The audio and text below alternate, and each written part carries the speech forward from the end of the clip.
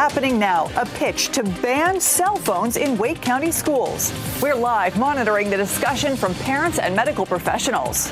Plus, the punishment for an umpire and assistant coach caught on camera fighting at a Little League baseball game. Blistering heat continues with triple-digit temps. I've got an updated timeline for a pattern change that could bring relief along with some storms. Right now at 7, new calls for a cell phone ban in all Wake County schools. A group of Raleigh leaders, parents, and medical professionals is making their case during tonight's school board meeting happening right now. Thanks for joining us. I'm Ashley Rowe. And I'm Dan Haggerty. Mental health and academic issues are two of the concerns they're laying out as an issue to make as a reason to ban these phones. Our Willie Danley is live outside of the meeting tonight. Willie, give us an idea of some of the public comment they're hearing. Well, Dan, I'll tell you, at this Board of Education meeting, there was a very long queue of people signing up to speak tonight. So they haven't gotten to Nicole Stewart, who is pushing to get phones banned in Wake County schools. Take a look at this. This is a look inside of that meeting that we were just inside of. Today, Stewart is going to be proposing a ban on cell phones in all Wake County schools. Some of the reasons that she cited for that ban are things like mental health, depression, and poor grades, among other things. She has 2 children that are currently in Wake County schools herself, so she's seen firsthand the impact that having phones at school has had on children, and she's trying to reverse the statistics that we're seeing around the country.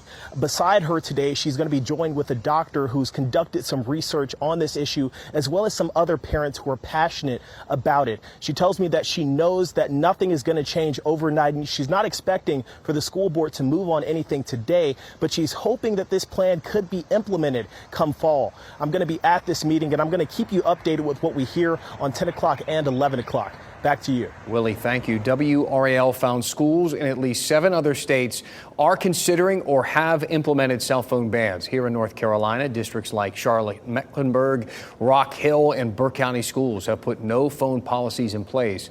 Chatham County and Warren County schools are working with a company called Yonder. They use pouches to lock up the device inside until they leave a phone-free zone. That allows students to keep their phones on them during school. New at 7, either Shaw or NC State will be the new university partner for Wake County Leadership Academies. The Wake School Board will vote tonight to approve one of the 2 schools. More than 100 of those students each take classes nearly full-time at a local university. Accreditation issues at St. Augustine's has forced the district to scramble to find a new partner. We'll bring you updates during our late news at 10 and 11 o'clock. Well, let's look outside across our area. We're seeing high temperatures. Durham and Goldsboro still in the mid-90s. Yeah, we've got a heat advisory sticking around another hour. Tomorrow, a risk for severe storms moves in, bringing some relief from the heat. Meteorologist Kat Gamble is in the WRAL Severe Weather Center tracking this unsettled weather pattern. Kat. At least we have some relief on the horizon, right? Out there today, it's 95 at RDU with a heat index of 104. Fayetteville, you had 98 degrees for the high today. Temperatures coming down a bit in the Sandhills, where we've seen some thunderstorms pop up and some outflows. That gust of wind helped cool things down. It's still 92 in Rocky Mount, where it feels like 100 right now. A heat advisory remains in effect until 8 o'clock, so you've got about an hour to go in the heat advisory, and our eastern counties will be under 1 again tomorrow. We did have a level 1 threat for severe storms today. That continues another hour or so. Tomorrow, it's a similar setup. That hot, humid air creates a lot of energy in the atmosphere, and that's the concern. And I think we're going to see more storms in the first place tomorrow. A few of those could become severe with damaging winds. If we look at the Sandhills right now, Moore County, Hoke County seeing some rain. Those are the 2 counties that saw the least amount of rain last week, so it is good news to see some of that there. We'll watch to see if any additional storms develop. About a 40% chance through sunset tonight. I'll have a closer look at a much wetter pattern on the horizon coming up. Thank you, Kat. Bad behavior by adults spoiled a children's baseball game in Wilson last night. It happened at Wilson's Gillette Baseball Complex during a 12 and under Little League state tournament. At the top of the 5th inning, a coach from the Cherryville team got into an argument with the umpire. Look at that. So it led to a fight before the men were pulled off camera there and then onto the ground. Police were called, but no charges were filed. Both the town of Wilson and Cherryville Little League confirmed they're looking into the incident. The coach and the umpire have both been suspended. Cherryville went on to lose that game to Bull City Little League. In a statement to WRAL, David Lee with the town of Wilson said, "There are a lot of people working hard to make sure our youth are having a positive experience, and it's just unfortunate and honestly embarrassing that two adults ruined that last night." And I'm Brian Schrader in the WRAL Live Center. You're looking at live pictures right now from Milwaukee, where the second night of the Republican National Convention is underway. And in the past hour, CNN has some extensive new reporting about the investigation into this weekend's attempted assassination of former President Donald Trump. This is quoting multiple law enforcement sources about Thomas Crooks, the suspected gunman. And they are saying that by 3 o'clock Saturday afternoon, more than 3 hours before that attempted assassination, Crooks was in the security screening area at that rally and apparently was carrying a rangefinder. It's like a pair of small binoculars that hunters and target shooters use to measure the distance of their target. That alone would not have stopped him from entering the rally, but it did arouse the suspicion of security personnel there. Also, those law enforcement sources are telling CNN tonight that after the shooting in Crooks' car, they found a bulletproof vest, more than 100 rounds of ammunition, and 2 remote-controlled explosive devices. Wow, those are quite the developments. Thank you, Brian. The assassination attempt on former President Trump last weekend has a lot of people talking about the rise in political violence. WRAL Capitol Bureau Chief Laura Leslie explores how America's perspective on that may be changing. After Saturday's events, leaders on all sides are calling for a cooling down of political rhetoric. But polls show that Americans are increasingly desensitized to it, and experts say that could lead to even more violence. Political violence is not something we've left behind in our past. In 2011, Democrat Gabby Giffords was shot at a campaign event. In 2017, Republican Steve Scalise was shot at a congressional baseball game. On January 6, 2021, rioters invaded the U.S. Capitol seeking to hang former Vice President Mike Pence. Each time, leaders on both sides called on Americans to reject political violence, as they're doing now after the attempted assassination of former President Donald Trump. We must not go down this road in America. But polls show an increasing number of Americans consider political violence justified. A poll by the nonprofit Public Religion Research Institute last year asked whether, quote, true American patriots may have to resort to violence to save our country. 23% of Americans said yes, up from 15% in 2021. And it cuts across party lines. A University of Chicago poll last month found nearly 7% of people say force would be justified to restore Donald Trump to the presidency, while 10% said it would be justified to keep Trump out of the White House. I make of it that we're getting really close to violence. Michael Waltman studies the connection between hate speech and violence at UNC Chapel Hill. We experienced it this past weekend, but we're really getting close to the point where violence is going to be used to accomplish ideological objectives. Waltman says each party is framing the other not as a rival, but as an existential threat. We have to become friends again. We have to treat one another with respect again, or we're just lost. Laura Leslie, WRAL News, Raleigh. Vice President Kamala Harris is heading back to North Carolina. The White House says that she'll visit Fayetteville for a campaign event on Thursday. The trip comes on the heels of a visit to Greensboro last week. Harris last visited Fayetteville in November of 2020, just before Joe Biden was elected. While details of the vice president's trip are being kept under wraps, former Fayetteville Police Chief Harold Medlock knows the types of security preparations that are already underway. Chief Braden and the Fayetteville Police Department, and I'm sure the Sheriff's Office and the North Carolina Highway Patrol are all over this to make sure that it's safe and secure and that they can have a good visit. And then again, to make sure that the city, remains open for business.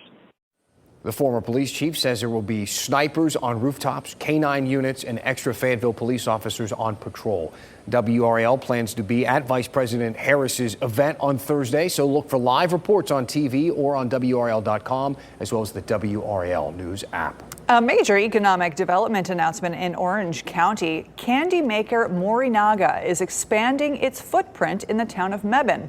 Hai Chew Candy's parent company announced this morning it's investing $136 million for a second facility. The 133,000 square foot facility will bring more than 200 jobs to Orange County. Morinaga plans to begin construction in October and begin production at the plant in early 2027. People must be eating a lot of Hai Chews. Here is an important reminder about a road closure tonight. A part of I-40 near US 70 in Wake County will be closed in both directions overnight. Crews are working on the bridge there for the future NC 540. It'll be closed from 10 tonight until 5 tomorrow morning. You have probably heard of Project 2025, but do you know what it is? The plan is more than 900 pages, which is why we're breaking down what's in it, who's behind it, and what all the fuss is about next. Plus, batteries in everyday items could be worse for the environment than you think. What you need to know about the forever chemicals in lithium-ion batteries.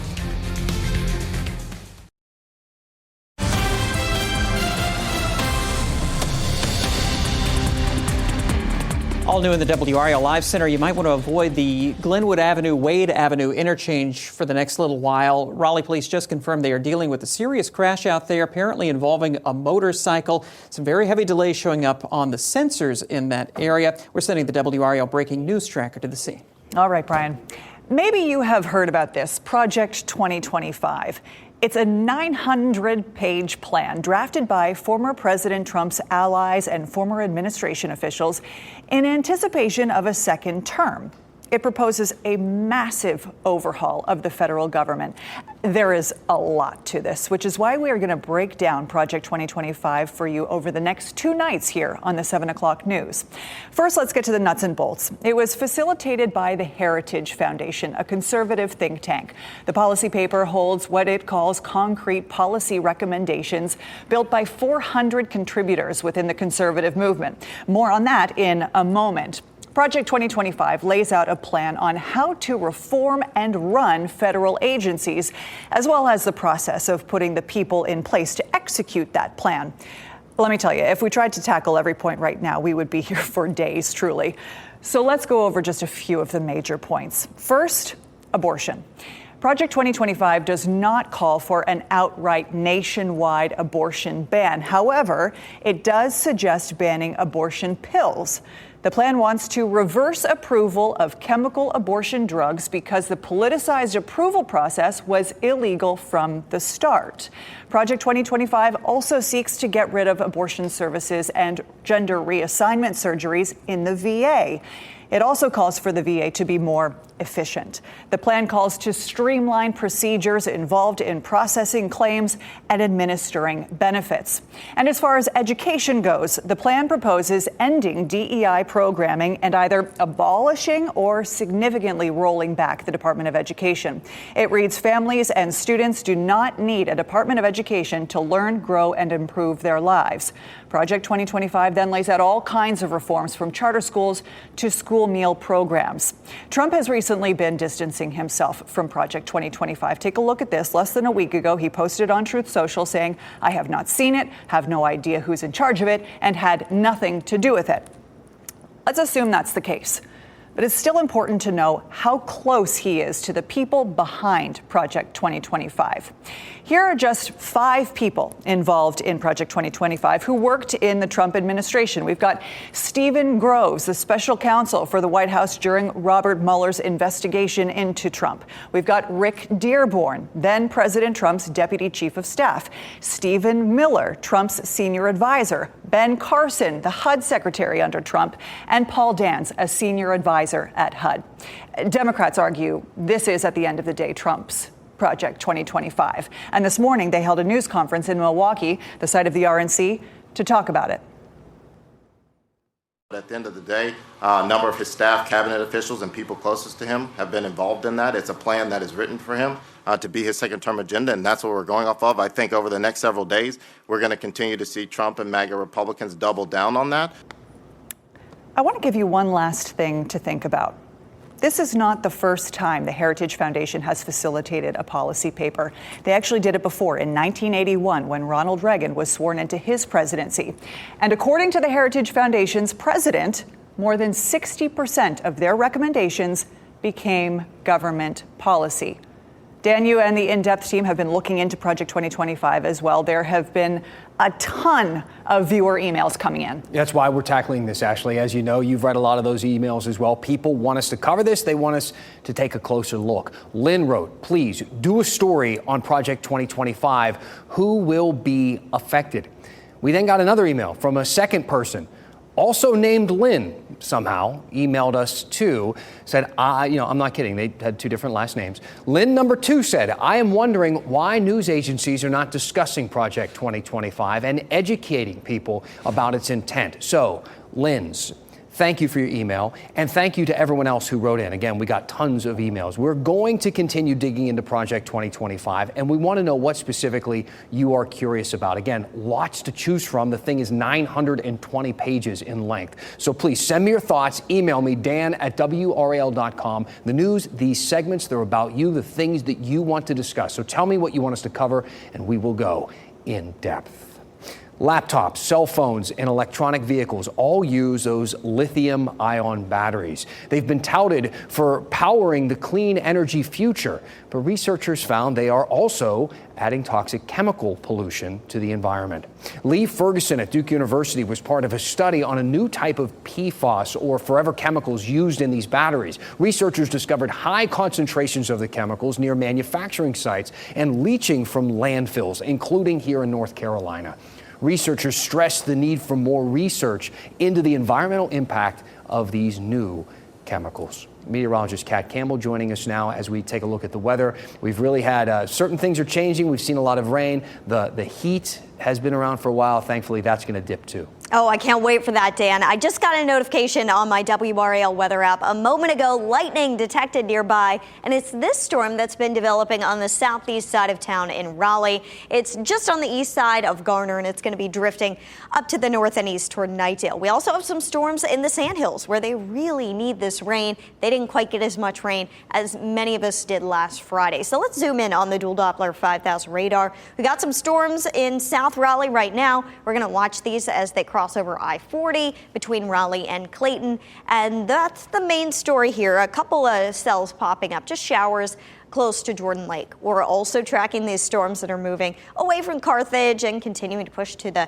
north and east. Sanford, you've got a nice shower that's just set up as well. These are small, but keep in mind they could pack a punch with some strong winds. In Fenton, a lot more cloud cover out there this evening, but it is still hot. In Cary, temperatures are in the mid-90s. It's humid. We got one more day to go of this dangerous heat before some relief arrives. Today was our 37th day this year with high temperatures in the 90s, the yearly average 43.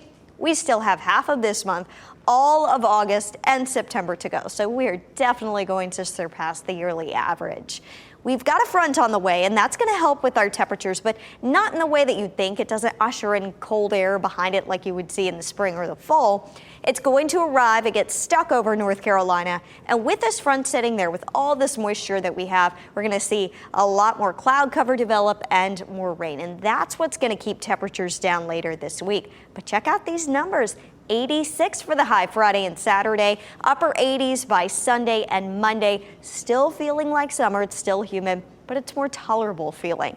Our WRAL Weather Watcher photo today was sent in earlier this afternoon by Daniel Fields. Thank you for sharing this with us. A beautiful sunset at Little Stiggery Lake. If you want to share your WRAL Weather Watcher photos with us, go to WRAL.com and search Weather Watchers. I know Mike Mays will be looking for some for tonight's late night news. Tomorrow features a better chance of storms compared to today's scattered storms. We promised today's would be mainly after dinner time, and that's how they've been. Tomorrow they may be before dinner as well, toward the evening commutes when they could start to fire up. About a 50% chance tomorrow, then an even better chance on Thursday. That chance up to 80%, 60 to 70% rain chances stick around through the weekend. No day looks like an all-day rain washout. The best chance should come later in the day each day. All right. Thank you, Kat. Some neat new art is up around downtown Raleigh. The story behind these prehistoric installations coming up. What a story here. A rookie canine in North Carolina is credited with helping find a missing 6-year-old with autism. This happened earlier this month in Union County near Charlotte. Deputies got a call about a child walking alone on the road. The child lives with autism and is also nonverbal, so he couldn't tell deputies where he lived. That's when Canine Remy was called in with his handler, Deputy B. Belk, to help. Deputy Belk says within moments, Remy was pulling him towards the right direction. He pulled through on the roadway relatively hard. We turned in the neighborhood. He actually went past the road the child lived on, just by a little bit. And it's like he gave indications, like he kind of slowed down on his pull, and he slowed down in general, started sniffing everything. But you take him back to, the road the child lived on, he went right back to tracking. Oh, we don't deserve dogs. They're just amazing. The child was, by the way, reunited with his family. They're like superpowered or something. I mean, what an amazing story. I know. It really is. Unreal. Hey, we're less than 10 days now away from the start of the 2024 Summer Olympics in Paris. It's exciting. The city is continuing, of course, its preparations to host all the Olympians from around the world. Unveiled this. This is the Olympic Village. More than 20,000 Olympic and Paralympic athletes will stay in this space. It's equipped with a fitness center, of course. There's also a social club and a doping control center. The venue cost $1.85 billion. So you know it's going to be nice. That's a lot of money. Yeah. WRAL, your home for the Summer Olympics. It's a very exciting time. We'll have all the live coverage all day long from July 26th to August 11th right here on WRAL. Look for live reports from Paris throughout at 6 a.m., 6 p.m., and 11 p.m. Hey, some new prehistoric art installations have arrived in downtown Raleigh. We've got to quickly tell you about them. These are pretty cool, right? Yeah. So 3 dinos can be found around the city. They are Trish the Triceratops, Brex the T-Rex, and Terry the pterodactyl. Trish is on the corner of Morgan and Fayetteville Street. Brex is on Moore Square. I don't know if we have enough time to tell you where the other ones are. You're gonna have to go out and investigate. Look around for yourself. Take a selfie. That's it. Thanks for being with us tonight. Good night.